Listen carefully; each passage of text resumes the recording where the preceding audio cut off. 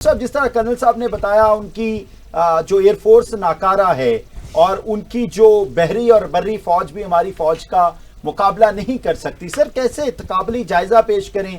چونکہ آپ رہے، آپ نے بڑا کام کیا، بڑا سرو کیا. ہاؤ ڈو یو تھنک اس وقت رافیل انہیں اڑانا نہیں آیا، رافیل میں کوئی خرابی تھی یا جوش اور جذبہ ہی نہیں تھا کہ انہوں نے کچھ کرنا تھا؟ عابد صاحب، میں کبھی بھی کسی دشمن کو انڈر اسٹیمیٹ نہیں کروں گا، بیکاز جب آپ انڈر اسٹیمیٹ کرتے ہیں تو وہ آپ کا شکست کی طرف پہلا قدم ہوتا ہے، اور انڈیا نے ایگزیکٹلی یہی کیا، اس نے ہمیں انڈر اسٹیمیٹ کیا. اس کے باوجود کہ ہسٹوریکلی ایئر فورس نے 1948 سے لے کے ہر وار میں ان کو اچھی بیٹنگ دی ہے، لیکن یہ پچھلے دیکھیے کوئی خاص طور پہ پچھلے 10-15 سال میں اور پچھلے 8 برس میں جو ایک کمپلیٹ پیراڈائم شفٹ آئی ہے ایریل وارفیئر میں، خاص طور پہ گراؤنڈ پہ بھی آئی ہے میبی، لیکن آپ یہ دیکھیں کہ ایئر فورس بنیادی طور پہ ٹیکنالوجی انٹینسو ہے. جب اس کی سمپل سی ایگزامپل ہے کہ یہ ہوا میں اڑ کے فائنڈ کرتی ہے، اور جب یہ ہوا میں اڑتی ہے تو یہ ہوا سے زمین پہ بھی مارتی ہے، ہوا سے سمندر پہ بھی مارتی ہے، سمندر کے اندر بھی مارتی ہے، اور زمین پہ بھی مارتی ہے، اور ہوا سے ہوا بھی مارتی ہے. ٹھیک ہے جی. تو اس کو Indians right from day one آپ دیکھیں نا، جس فیلڈ میں ہم نے ان کو بیٹ کیا ہے، دے تھاٹ. مودی کا لفظ یاد ہے نا کہ اگر ہمارے پاس رافیل ہوتا تو اور کرتے، تو ایک تو ایلوژن تھا ان کو. دوسری بات یہ کہ بیٹل فیلڈ اتنا چینج ہو چکی ہے عابد صاحب کہ it's a complete battlefield management of a package of aircraft. جو آپ نے سنا کہ اس دن 70 ایئر کرافٹ ان کے تھے، ہمارے 30-32 تھے، تو 5 ایئر کرافٹ کو اگر شوٹ کرنا ایک بہت بڑی کامیابی تھی، تو 80 جہازوں سے 32 جہازوں کا شوٹ کر کے سیفلی واپس آنا اس سے بڑی کامیابی ہوتی ہے.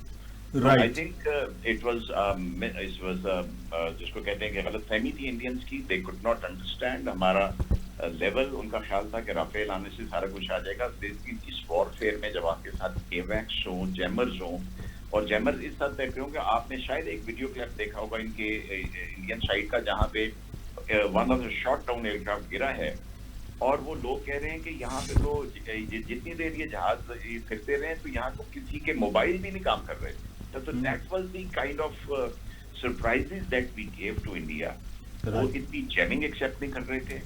دے کوڈ ناٹ کمپریہینڈ کہ PL-15 جب مارک 5 پہ جاتا ہے تو وہ کوئی 8000 کلومیٹر فی گھنٹہ کی اسپیڈ سے جا رہا ہوتا ہے. تو بھائی آپ کو تو ٹائم ہی نہیں ملے گا بچنے کا. So I think we've surprised them but the lesson for them to learn, ان کو سیکھ لیا کہ اس کی اسپائٹ کے لیے چلے گئے. For us to learn, never to trust Panya.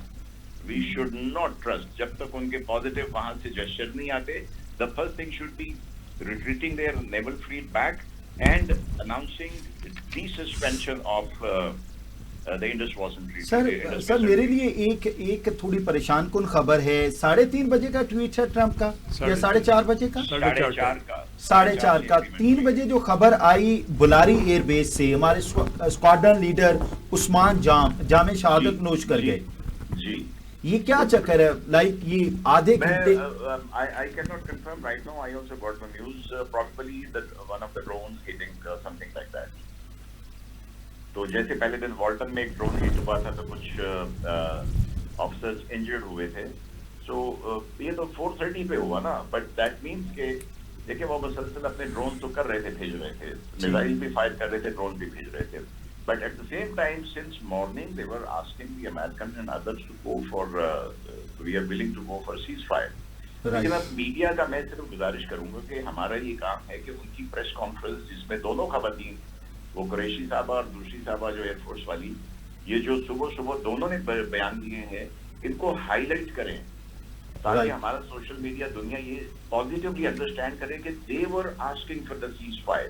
They should not be able to. تو آئی ایم شیور کہ ہمارا سوشل میڈیا نے بڑا اچھا کیا ہے، اور آپ لوگ اس فلیگ کو آگے forces are coming back to the barracks and to their hangars. اچھا سر، اس سارے میسب میں اسرائیل کا جو کردار ہے اس کو کیسے دیکھتے ہیں؟ کیا اسرائیل کبھی ہار مانے گا؟ وہ جو اپنے آپ کو ٹیکنالوجی کا تھانے دار سمجھتا ہے، یہ بھارت یہاں بر صغیر میں اپنے آپ کو بدماش سمجھتا ہے، وہ کہتا ہے میں ٹیکنالوجی کا بدماش ہوں، اسرائیل کہتا ہے. اس کے ڈرونز کا گرنا، اس کو اس طرح شکست فاش ہونا، किस चीज की गमबाजी है? इसराइल अब क्या कर सकेगा? बस आपका ये सवाल सुन के चाइनीज बड़ा मुस्कुरा रहे होंगे कि हमने उनको टेस्टिंग फील्ड दी है, इलेक्ट्रॉनिक्स की भी और वेपन्स की भी, ठीक है। तो इसराइल भी अभी तक इसी इल्यूजन में है कि they are the smartest in avionics and the jammers and all those kind of spying gadgets. तो थैंक्स टू अल्लाह ताला के बाद मैं अल्हम्दुलिल्लाह चीन का बड़ा शुक्र है कि चीन ने हमारा पूरा साथ दिया है। We are hand glove with that. और इससे ज्यादा मैं टेक्निकल डिटेल में नहीं जाऊंगा। डन सर, S-400 के हवाले से सर, S-400 के हवाले से ये कहा गया कि आदमपुर में हमने उनका सारा सिस्टम तबाह कर दिया। क्या ये आदमपुर में S-400 तबाह होने का मतलब सिर्फ आदमपुर का एक इलाका है, या इसके अलावा भी $1.5 बिलियन का ये जो सिस्टम है, तो ये सिर्फ एक जगह पे इतना नुकसान है, या जगह जगह पे ये सिस्टम जो इंस्टॉल हुआ है वो हमने सारा तबाह कर दिया? जो आई थिंक इनका main command and control centre है, दैट हैज बीन हिट। और आप देखिए कि इस एक छोटी सी बैटल में कितने मुल्कों को एम्बैरेसमेंट हुई है। इंडिया को हुई, फ्रांस को हुई, S-40 वालों को, 400 वालों को हुई, और इवन डिप्लोमेटिक साइड के ऊपर अमेरिकन को हुई। Because I am very clear as a Pakistani कि दे वर होपिंग कि इंडिया पे अपनी हेजेमनी शो करेगा, और क्योंकि चाइना का जो एक सबसे बड़ा पार्टनर है इस रीजन में वो पाकिस्तान है, वी नो इट, और इंडिया ऑल्सो नोज इट। तो उनको भी एम्बैरेसमेंट हुई और इसराइल को एम्बैरेसमेंट हुई। ठीक है, 100 ड्रोन उनके बनाए हुए, and I am sure you know कि पहलगाम के अगले दिन ही इनके जो एक्सपर्ट्स थे वो इंडिया पहुंच गए। इवन पहली नाइट का जो इनका प्लान था, एयर प्लान था, that was controlled and guided by the Israelis. तो अल्हम्दुलिल्लाह we United as a nation, air force, army, हमारे जो हाइकर्स हैं, सब ने मिलके 4-5 मुल्कों को हमने ठीक ठाक एम्बैरेस किया है।